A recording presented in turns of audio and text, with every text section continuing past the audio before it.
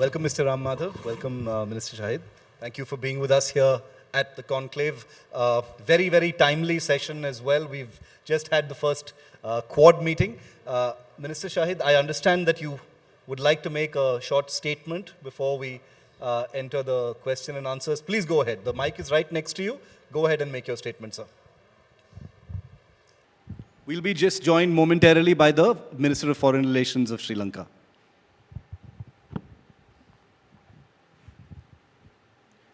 Nanti, Vanakkam, thank you very much. Excellencies, thank you very much for this, for the generous introduction. I wish to thank India today for this opportunity to speak on the esteemed panel on a topic that is of keen interest to me and many persons around this room as well as around the world. It is very good to be back in Chennai. I was last here in 2019, and I feel that a lifetime has gone since then, with COVID-19 bringing our lives to a complete halt for the larger part of last year. But I'm glad we are slowly returning to normal, or rather, the new normal. Certainly, COVID-19 has been an immensely difficult time for all of us. For those of you familiar with Male, the capital city of the Maldives, you will know it is a small island that never sleeps. But for many weeks last year, there was eerie silence on the roads of Male, broken occasionally by sirens. For many weeks, our beaches stayed empty, our resorts empty. For a country that depends on tourism, this was devastating. The economic impact, the social impact was devastating. But at last, there is hope. As of last night, over 35% of our population has received the first dose of COVID vaccine. Number of COVID cases still are high, but the initial panic of a year ago, when we didn't know much about the virus, nor the initial treatments, and when the world over, we faced difficulties in accessing medicine, supplies, and food is not there. A large part of our resilience building has been due to the unwavering support of our international partners. And India is, as it has always been, our first and the best responder. From assisting in the evacuation of our nationals from Wuhan when the pandemic started, to the supply of essential medicines, as well as deployment of rapid response teams in the early days of the pandemic, supported our initial response. Operation Sanjeevani, launched in April 2020, helped to airlift 6.2 tons of medicine and equipment procured by the government and stuck in various parts of India due to the closures.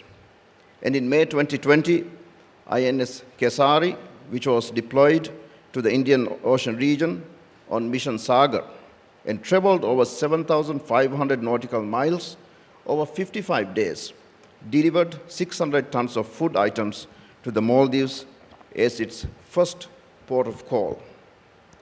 Financial assistance of 250 million was allocated and extended to the Maldives through investment by SBI in Maldives government bonds to support the economic recovery from COVID. The Maldives and India have also established an air bubble, the first in South Asia, and one that has led India today to declare the Bollywood's Maldives takeover. Indian tourists now make up the #1 source market for Maldivian tourists at 23%, an all-time record for India. Our vaccination program began with 200,000 doses of vaccine gifted by India. And I know that such in the case of with many of the countries in this region and beyond, not only with vaccines, but during the pandemic as well. India's helping hand was extended to all countries in the Indian Ocean and in the neighborhood. Neighborhood first is our priority. From time immemorial, the blue waters have washed our shores. They have also nourished our cultures and civilizations. Prime Minister Narendra Modi spoke these words at the Maldivian Parliament, the People's Majlis, in 2019, when he visited the Maldives on his first foreign visit after getting elected for a second term. Combined with the policy of maritime cooperation in the Indian Ocean, security and growth for all the region, Sagar, India's regional diplomacy with old ties in this common water has expanded into new dimensions and offered new opportunities.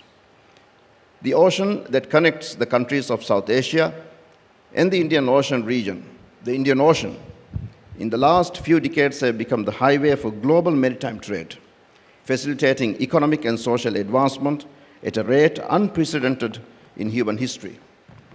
And with these changes over the recent years, we have seen changes, positive changes, in many of the countries of this region.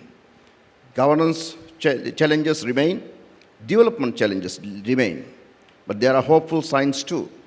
The region is one of the fastest growing regions in the world, but the strengthening democratic architecture and values include the holding of elections and democratically elected leaders offers the most of the opportunities.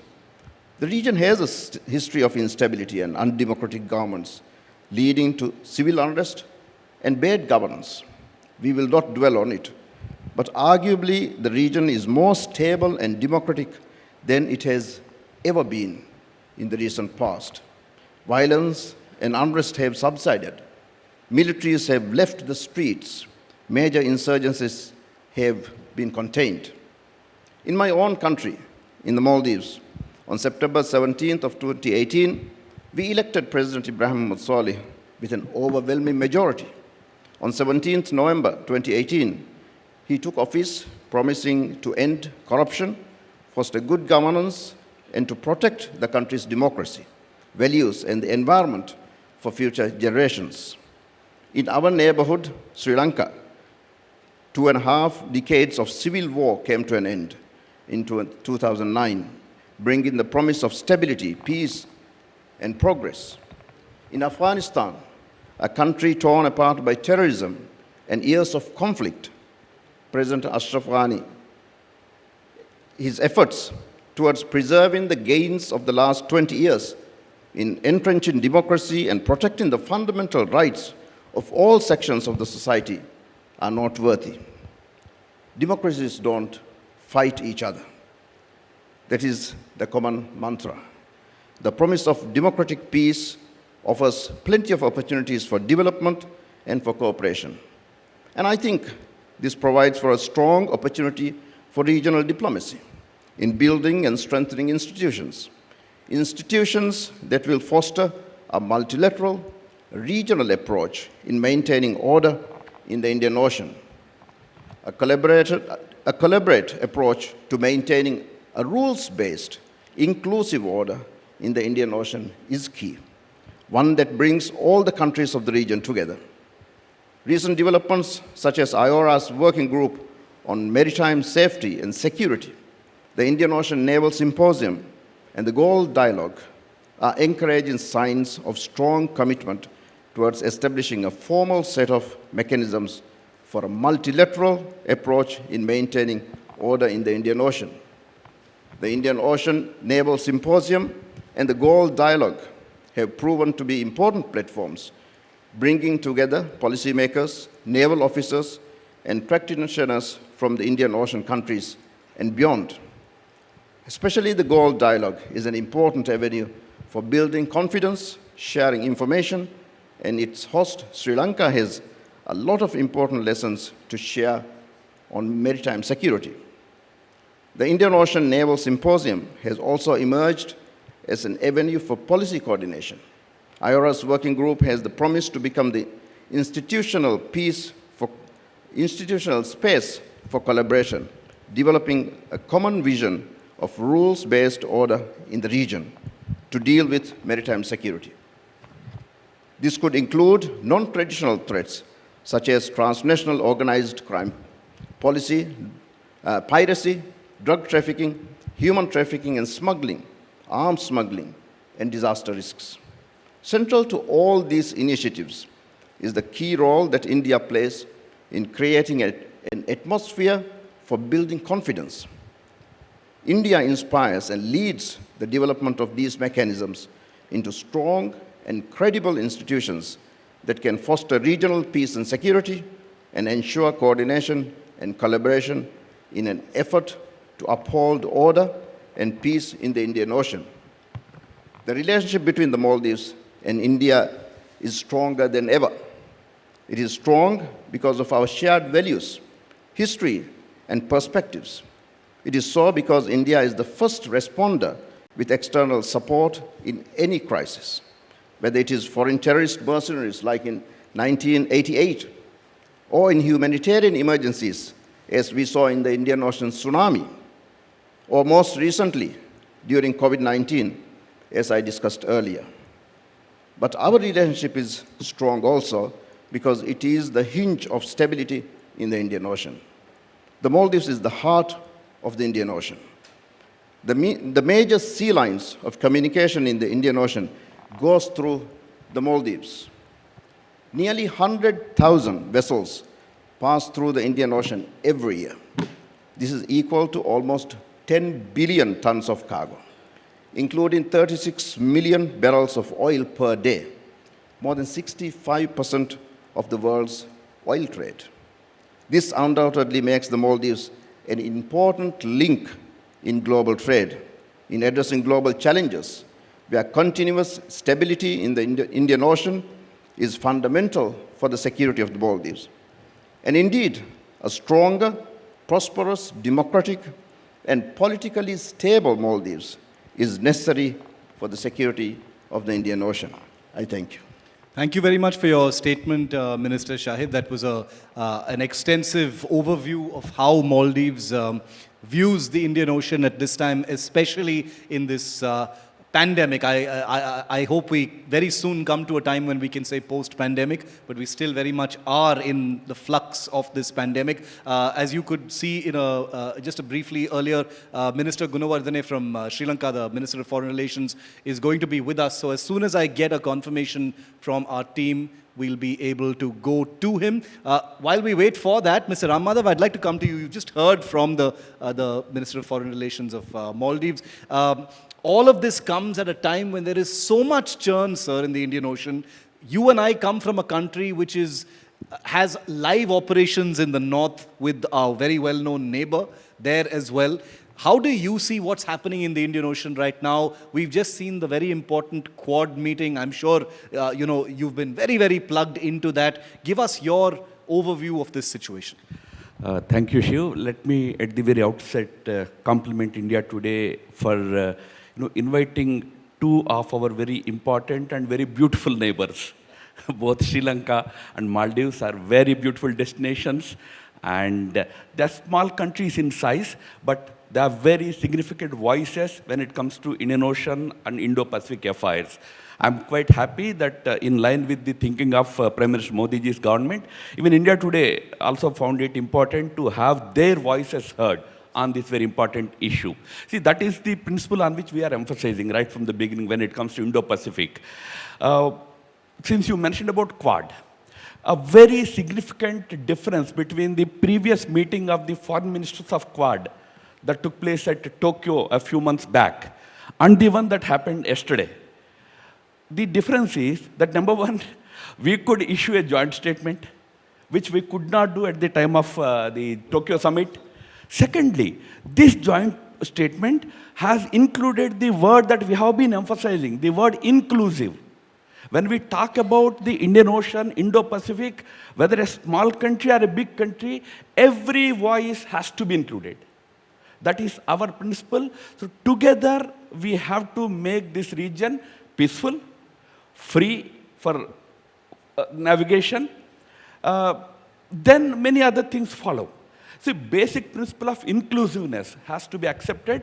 That is India's very important contribution. I'm quite happy and proud that today the American administration, President Biden, everybody has agreed. That's why you find that mention of inclusiveness in the joint statement. So India's approach to this region will be, number one, of course, peaceful for navigation, prosperity for all countries, but it has to be driven by all of us together. From Maldives to Philippines and beyond, ASEAN is a very important grouping in this region. Our neighbors are all very important. We all have to together drive the affairs of the region. That is India's emphasis, and I'm happy that today the entire world acknowledges it, and Quad joint statement is an acknowledgement of our position.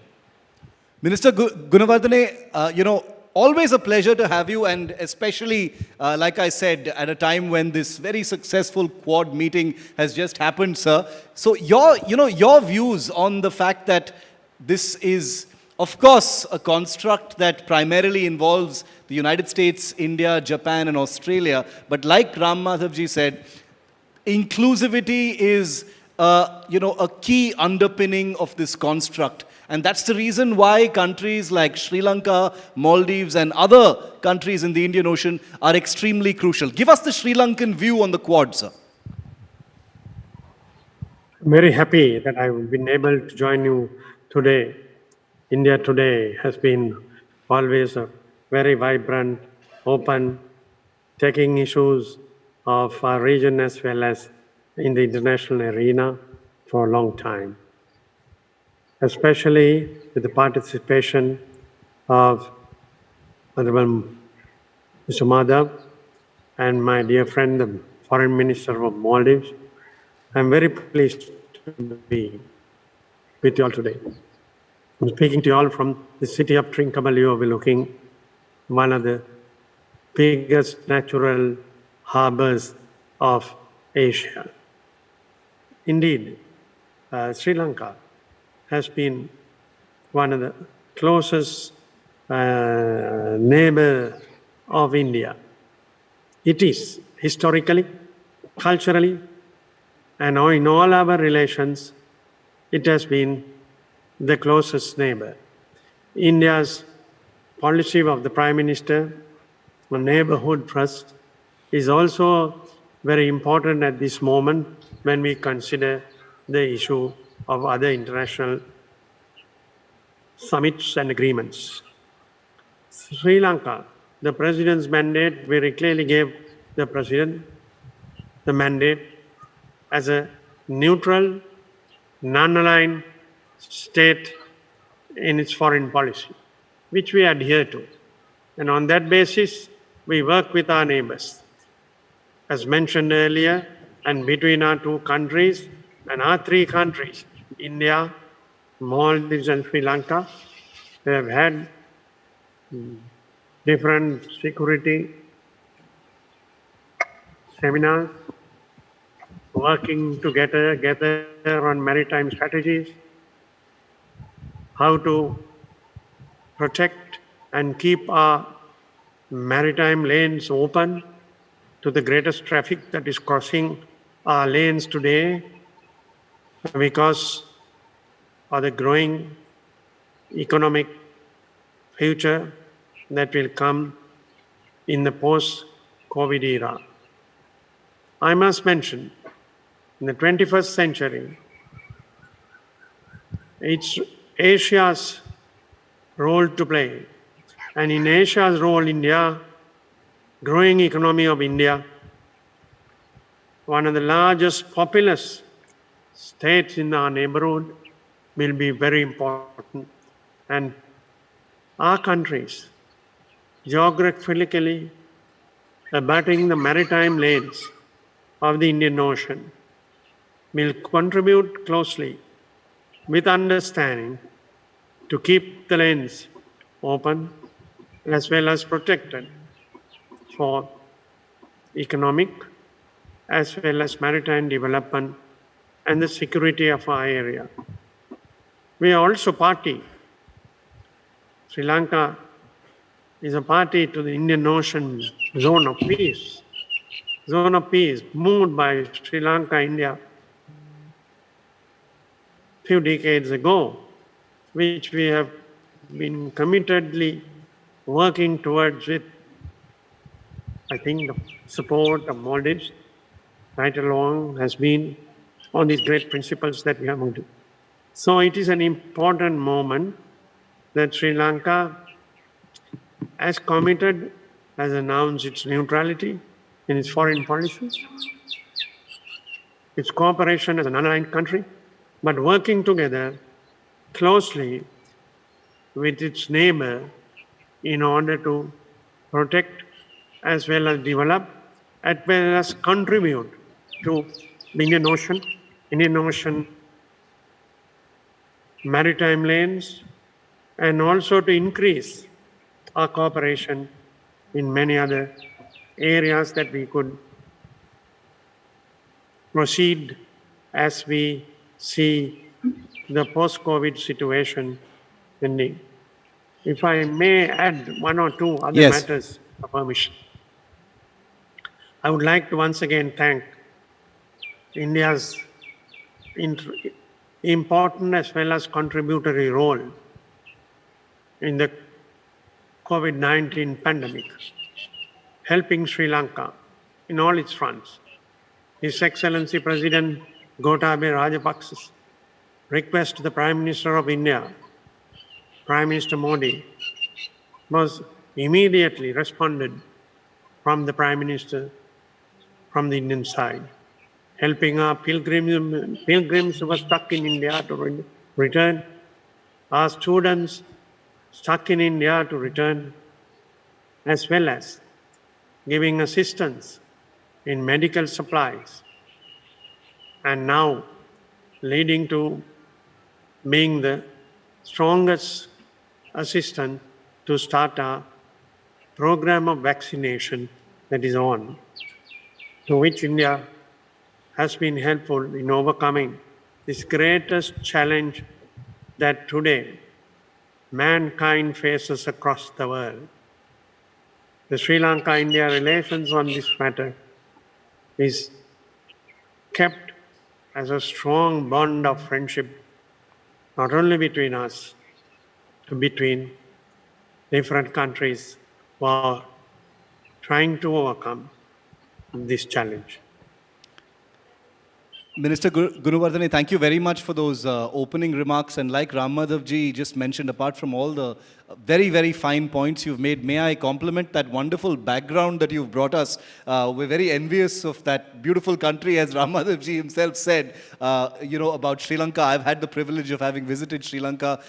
Hopefully, Maldives will be my next stop, I promise you, sir. And like you said about the tourists, I know so many people who've used their pandemic vacations and holidays to visit your beautiful country, so I'm not surprised about that. But getting back down to the Indian Ocean, Ram Madhav ji, I want you to set out a picture for us, and then I'd like the two ministers to respond, because it's true that India's role in the pandemic has been amazing. We've been off the mark immediately to help our neighbors with whatever they required. But this is a collaborative effort. And sometimes, journalists and television tend to have this, paint the Indian Ocean as a tug of war between India and China for control, for domination, for the sphere of influence in the Indian Ocean.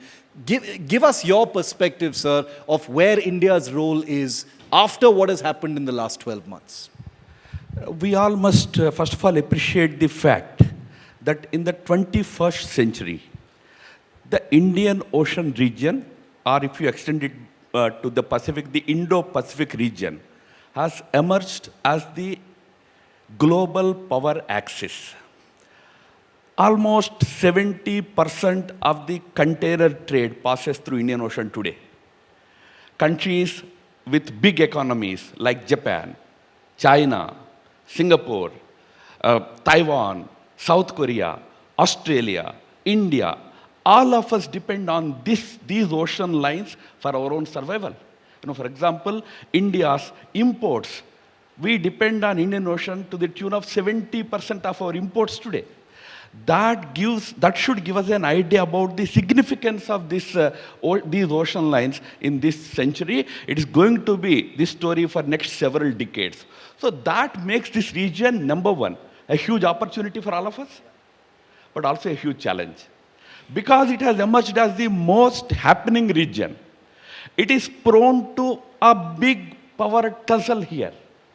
And probably many don't agree with me, but I see the beginning of a new Cold War already. The Cold War is on. Many people say, let us prevent the new Cold War from happening. I say, look at the number of nuclear-powered submarines in this region today. How we are all developing our bases today. So this region is hotting up. So countries like all of us who want peace here, because we are all surviving on this region. So whether it is India or our neighbors like Sri Lanka, Maldives, or other countries in the region, our singular emphasis should be to ensure that it should be peaceful, prosperity should be equitably available to accessible to all the countries. For that reason, it has to be inclusive. You cannot have any exclusive policy to deal with this region, because after all, every country has stakes here. Not only the countries of the region, but those which do not belong to the region, like UK, like France, like Germany. They have stakes here, they have islands here, they have their own investments here. So we need to take almost the entire world along with us in dealing with the future of this region. Towards that end, the countries of the Indian Ocean region have to play an important role. That's the reason why India has taken this initiative. Of course, IORA was an Indonesian initiative, but India has proactively participated in it. But subsequently, India, together with, I must give credit to Sri Lanka also, Sri Lanka and even Maldives, we brought together the leaders of Indian Ocean countries to discuss about how do we play an important role. Do we leave this region to big powers, so-called big powers?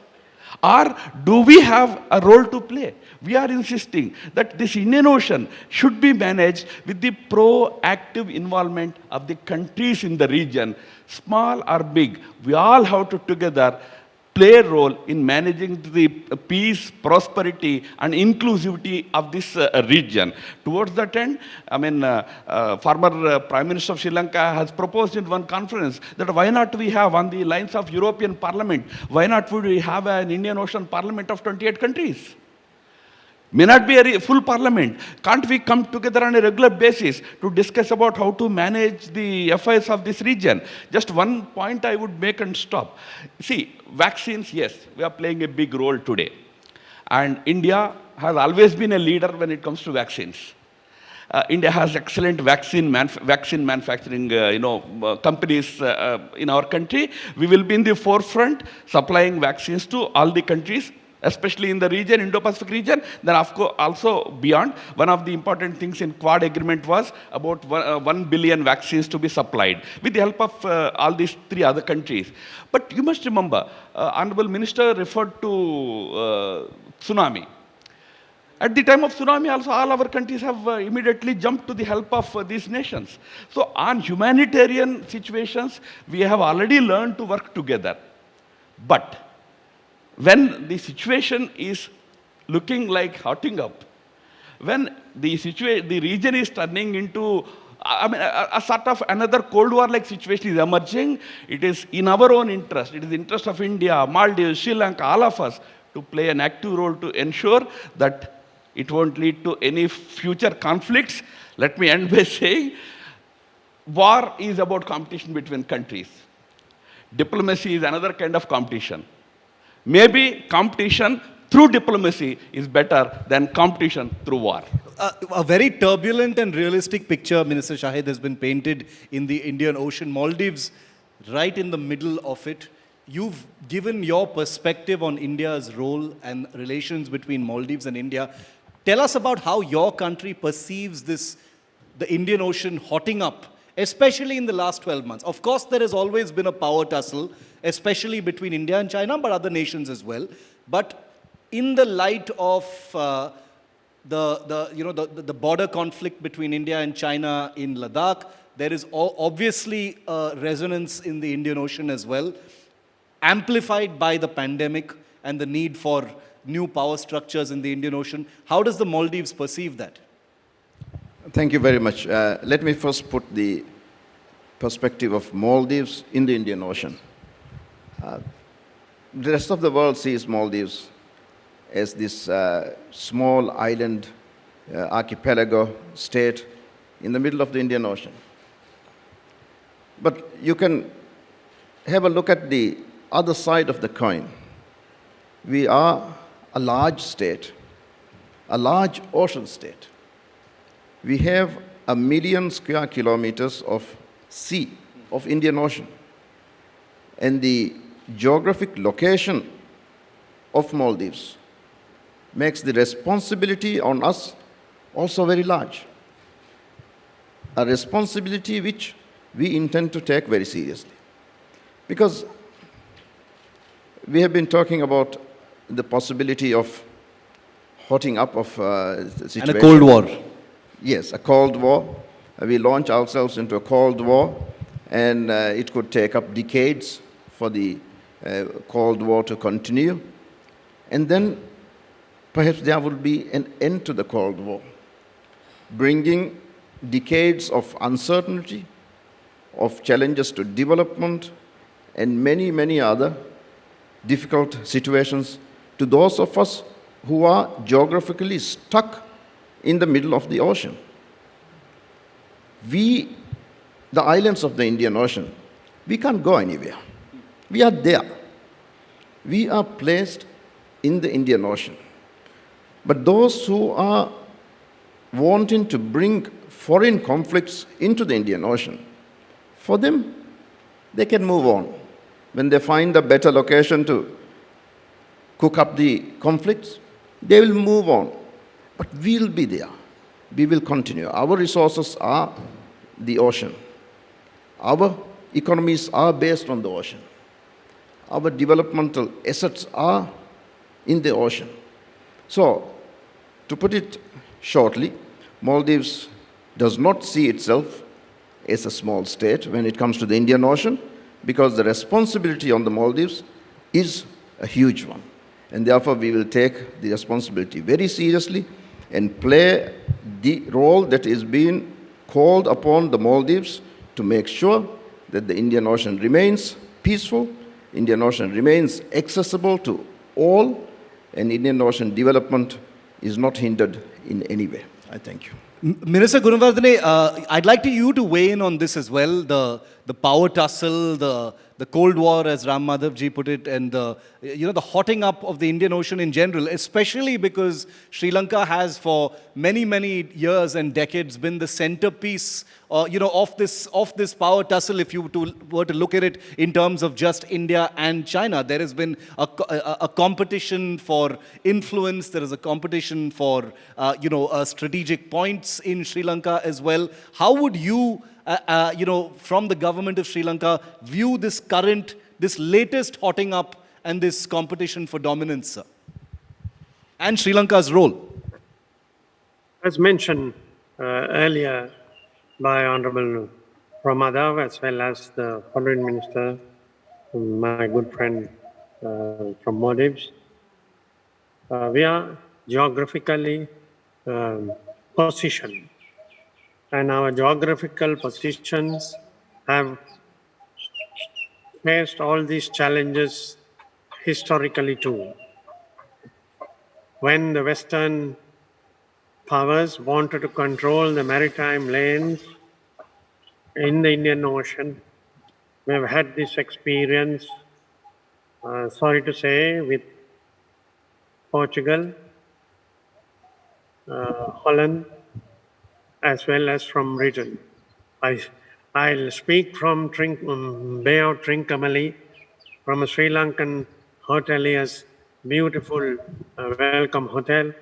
Trincomalee had to be released or taken back by Sri Lanka when our non-aligned foreign policy came into active practice in 1957 from the British.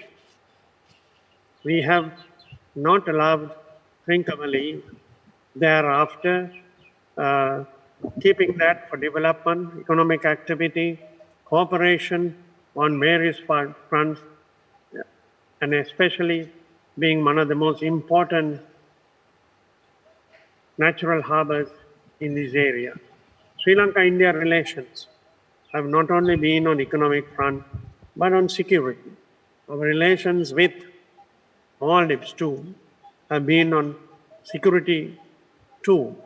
As I would like to mention, Sri Lanka recognizes that the Indian Ocean region holds a vital conduit for prosperity as it holds 60% of the world's GDP, sees 80% of the world's shipborne energy transport and facilities, 46% of the world's merchandise trade through it, 55% or over world's container traffic through. Now, this means it needs to keep the traffic going, to improve the traffic, give facilities, as well as to protect. In the areas of protection, security arrangements play a very important role. Now, India and Sri Lanka work together in one of the most recent problems we faced in the Indian Ocean, not far from Sri Lanka, when the diamond tanker, petroleum tanker, was in serious situation where it needed help to protect.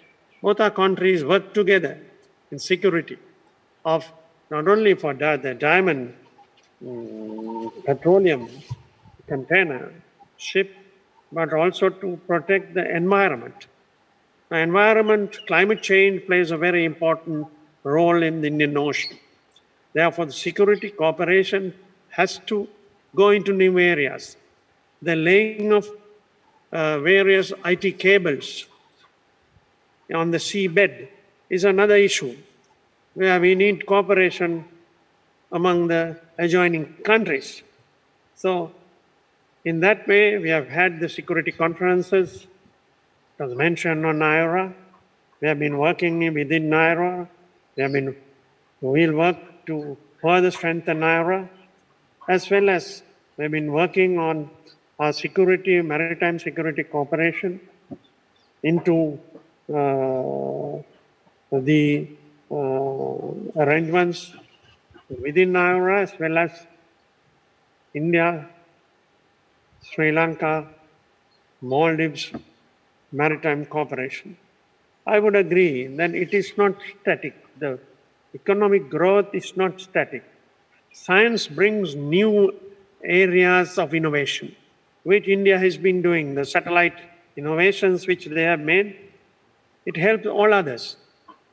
So I'm just trying to be very clear on these issues, that Sri Lanka positions itself as a neutral, non-aligned country, keeping the sea lanes open for traffic, as well as cooperating in development and security with India and Maldives and other countries in the region. There is the BIMSTEC, another regional cooperation, India, Sri Lanka, Bangladesh, Thailand, Myanmar, and Bhutan work together for the entire Bay of Bengal.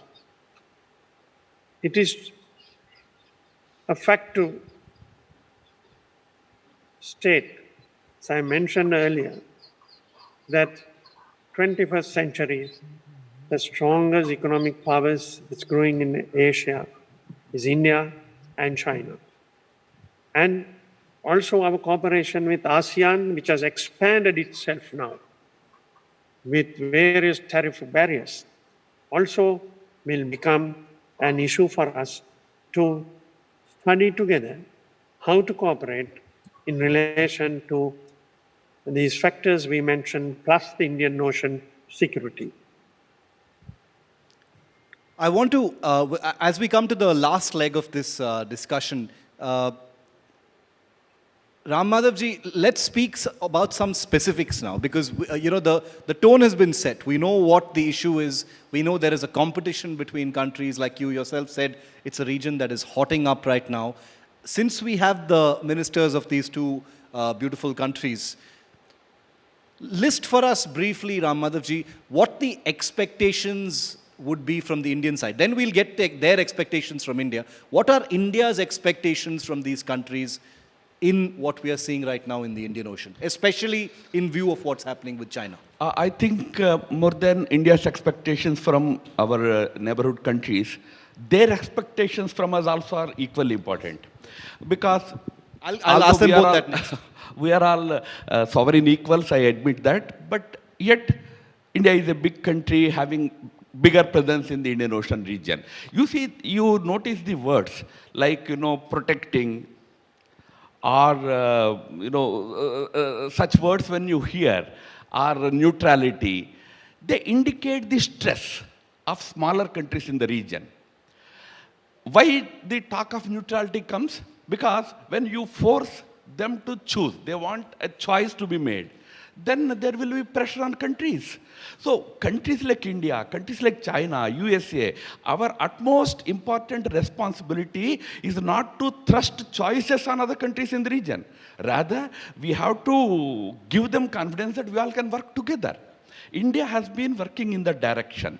Having said it, since the region is hotting up, we need to make sure that we only work towards greater prosperity of all of us, peace, security. Towards that end, time we worked on a code. I passingly mentioned about submarines in this region. Yes. Today dozens of them are there. They make port calls, some in Maldives, they make port calls in Sri Lanka. India doesn't allow any major port calls, but other countries, Indian ships make port calls in other countries. Now, do you know a submarine today with nuclear-fitted missiles? Dozens of them are operating. You don't have any code. One critical situation arises. Suppose one submarine is noticed for aggressive action. It's going to be targeted. The first thing that the captain will do is to release that torpedo or release that missile. How do you handle it? So this hotting up of the situation calls for urgent putting together of minds to come up with a proper code. The existing code, the ICLAS, the UNCLOS, is not acceptable to countries like China. It's unfortunate. But then if it is not acceptable, if you think that it is a European imposition on us, Western imposition on us, come together, let us develop one. That is why India has always been saying our approach should be Sagar approach. Security and growth for all in the region. So all their concerns have to be taken into account. We have to seriously come up with a proper code. These mini letters that we are creating, Quad, TPP, RCEP, these are all good.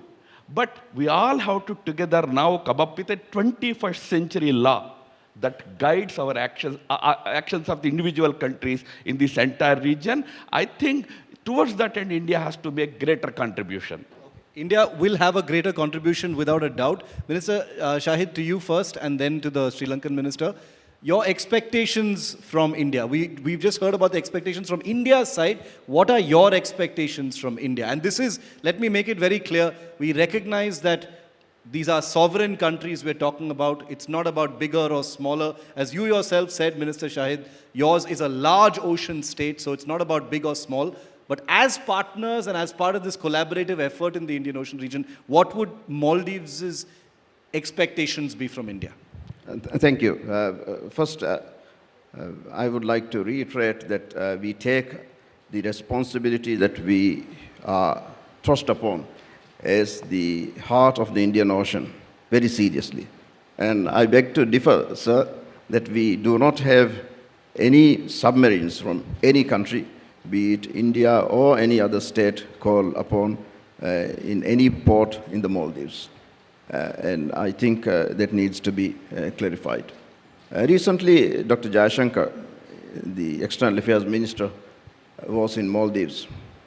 And when we had the press conference with him, I tried to put into words in Hindi what we see India-Maldives, Maldives-India relationship is. And I wish to reiterate it here. उड़ान में एक पक्षी एक पर नहीं बल्कि दो पंखों के साथ टिका रहता है महामाहिम हमारे दो देश उन पंखों की तरह है हम भी एकता में समान हितों के लिए एक साथ मिलकर काम करते हैं और एक ही मंजिल तक पहुंचने का लक्ष्य रखते हैं।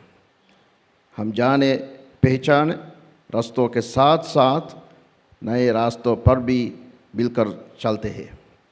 हम एक साथ और भी नई ऊंचाई को छूते हैं।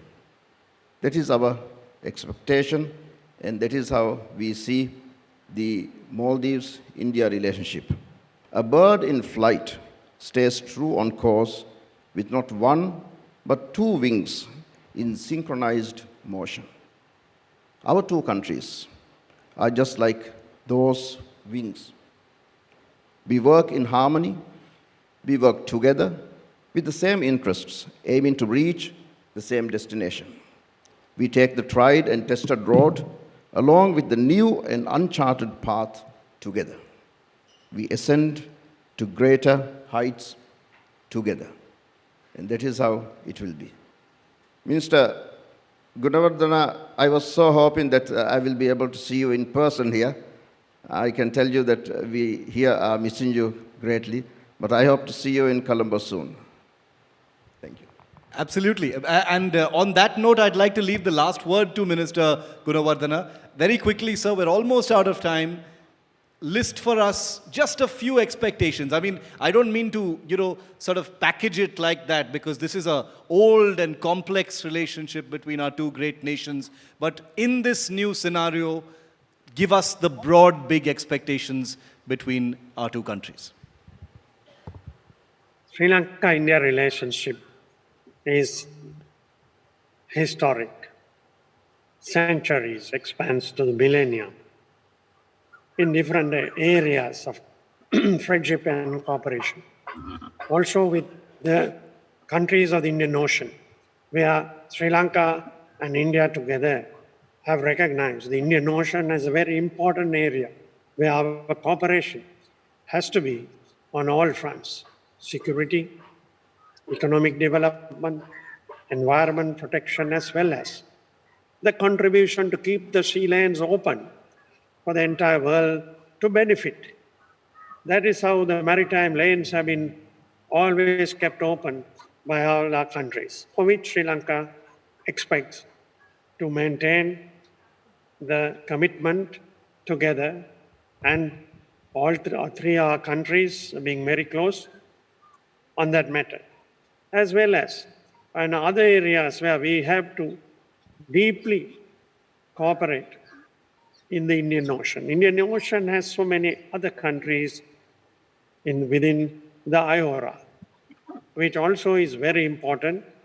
Therefore, with the countries abutting the Indian Ocean, there has to be a much more closer cooperation, as well as to see what their expectations are and what they would propose to as working arrangements.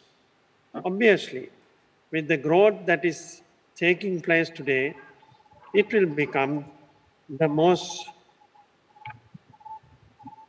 crisis created by, not by us, but by those who want to enter and go through from the Western world. This is how it all starts and how it ends.